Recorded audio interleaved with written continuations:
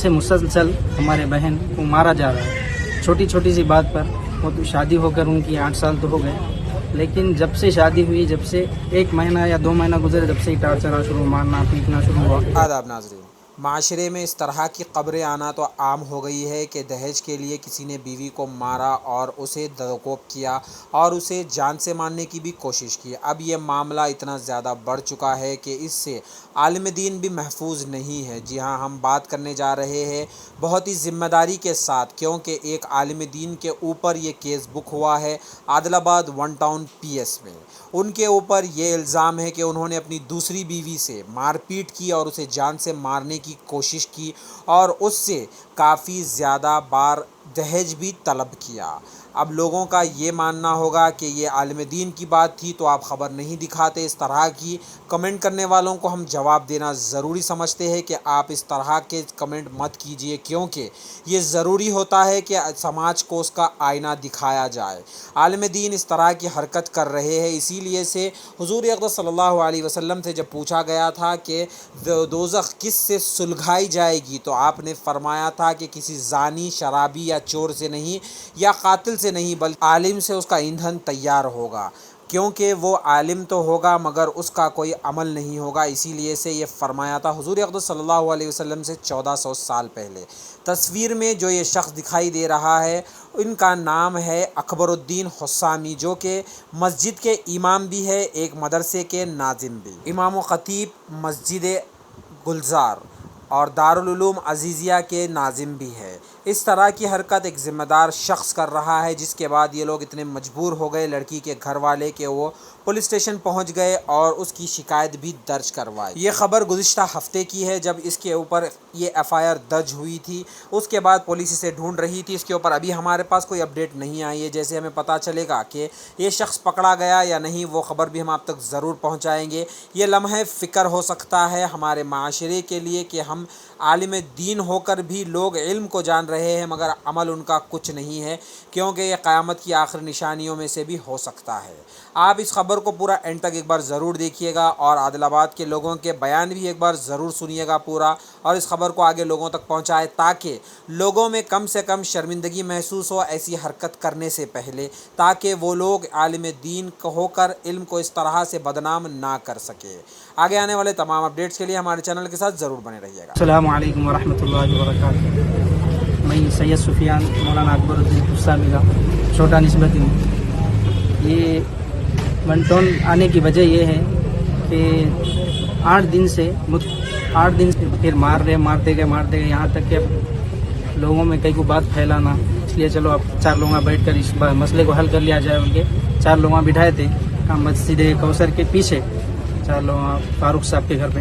2015 की बात है, 2015 की बात है। तो उस वक्त अलग लेकर रहने का उन्होंने वादा किए थे और अलग रहने का वादा किए थे और हाथापाई करने की उनको इजाज़त नहीं दी थी। अगर कोई इनसे कोई शिकायत है उनके अहलिया से तो उनके सरपरस्त को इत्तला कर देना, बोल के ये बात कहे थे।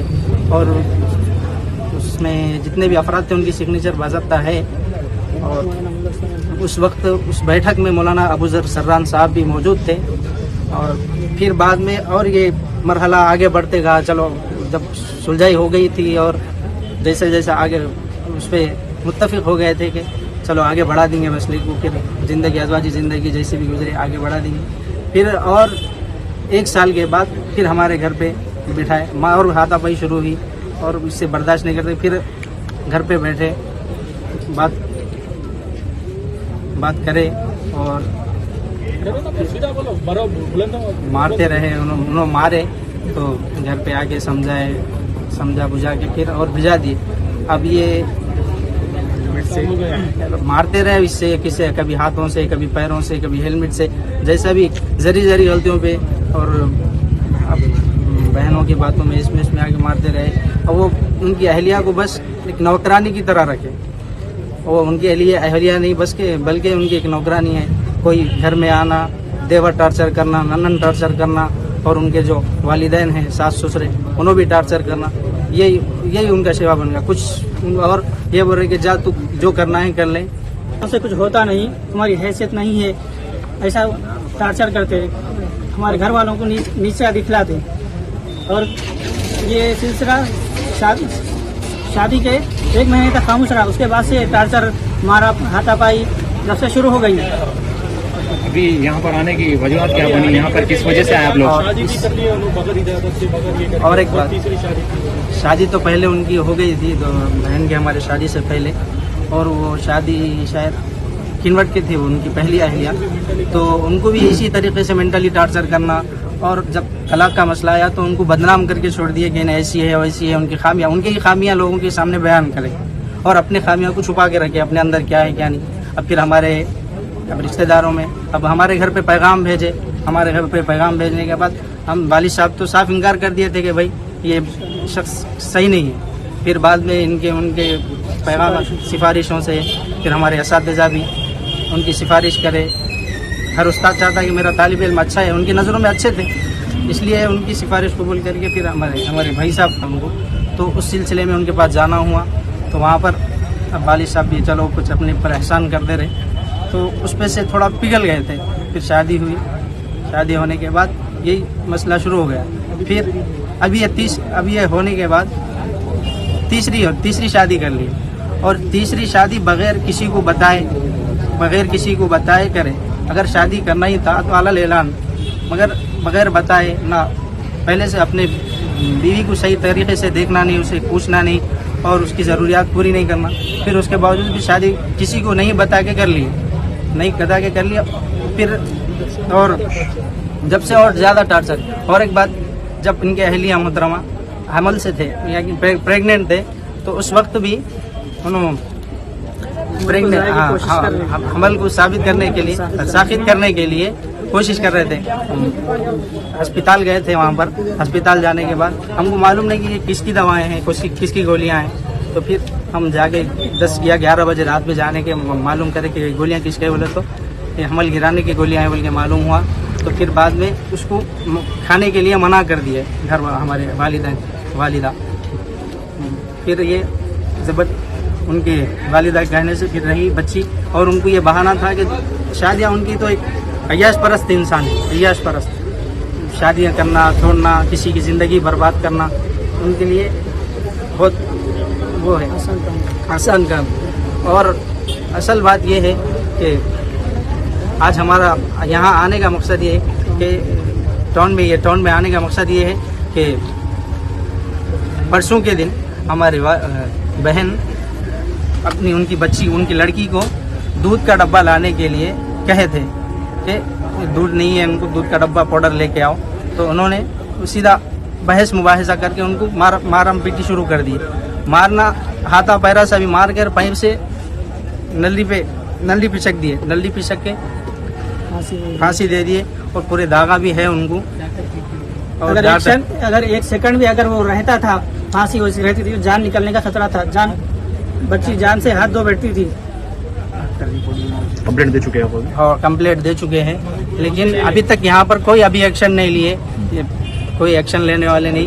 कल 10 बजे आके रिपोर्ट लिखाए थे, लेकिन अभी तक कल की रात गुजर गई, फिर आज का दिन ढल गया, रात आ चुकी, अभी तक कोई एक्शन नहीं लिए यहाँ पर। पुलिस वाले क्या बोलते? पुलिस वाले ये कह रहे हैं कि पहले तो कल आए थे हम, कल रात में आए तो कल 10 बजे सुबह में आओ बोले। सुबह में आए तो फिर बाद में ये पिटीशन कराओ बोल के बोले। पिटीशन कराने के बाद ये नहीं ऐसा कराओ, फिर और एक मरतबा कराए, फिर ऐसा नहीं ऐसा कराओ बोल के बोले। फिर तीसरी मरतबा कराए तो करे के क्या बोलते उसको लिखने वाले नहीं है बोल के बोल रहे थे। और यहाँ पर अकबर मौलाना यहाँ पर ही है, आदिलाबाद में रुके थे। ऑलरेडी उनके लिए सर उनको फ़ोन करके बोल दिए, फ़ोन करके यहाँ पर बुलाने के लिए बोले थे उनको, तो उन्होंने यहाँ पर आए भी नहीं। फिर हमको बोले कि भाई 5 बजे आते बोल के। साहब अकबर साहब यहाँ पर मगरिब की और इशा की नमाज यहीं पढ़ाए, जब तक उनको यहाँ बुला रहे नहीं उन लोगों को। हमारी यही रिक्वेस्ट है कि उनको ला के कुछ एक्शन लिया जाए बस, और हमारे साथ इंसाफ किया जाए कि जो भी हमारे भाई बहन है उन पर जो भी गुजरा है उनके खिलाफ एक्शन लिया जाए। रिपोर्ट तो दे रही ना पुलिस वाले? रिम्स के रिपोर्ट जो गए थे आपके पास अभी सर उसके ऊपर लिखा है ना खुला डॉक्टर के साइन के साथ है। हाँ, डॉक्टर के साइन के पुलिस वाले क्या बोले इसको देखिए बोले कि उन्होंने ये देखिए हमारे इंसाफ चाहिए, किसी भी तरह से इंसाफ चाहिए। अगर इंसाफ नहीं होने की सूरत में हम और आगे भी कुछ स्टेप उठाना चाह रहे हैं। बस हम कानून के दायरे में रह के हम सब्र करके आए, 8 साल तक सब्र करके आए और अभी भी सब्र कर लेते हैं, रुक रहे हम। हमारे सब्र आजमाना नहीं है हमारे को, बस हमको इंसाफ करना है बस। का नाम मौलाना अकबरुद्दीन हुस्सामी, बस इमाम व खतीब मस्जिद गुलजार। उनका कई इससे पहले हाँ, कई बार बैठक बैठी, उलमा को बिठा के उर्दू घर में बात करे, महिला के बड़े बड़े लोग भी है, सब महिला के काउंसलर सब बात करे। उसके बाद बोला कि मैं इसके बाद कोई हरकत नहीं करता हूँ भाई अकबर मौलाना, अभी इसके बाद मैं कोई हरकत नहीं करता हूँ बोल के फिर जब होने के बाद 1 महीना 1.5 महीना बच्ची को लेके अलग था।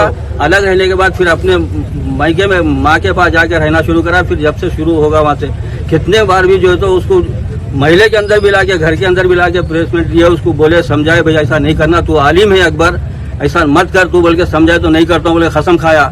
फिर वो जो वही हरकतें कर रहा। फिर ये परसों 28 तारीख से लेके 29 तारीख तक उसको मारते हुए कमरे के अंदर बंद रखा।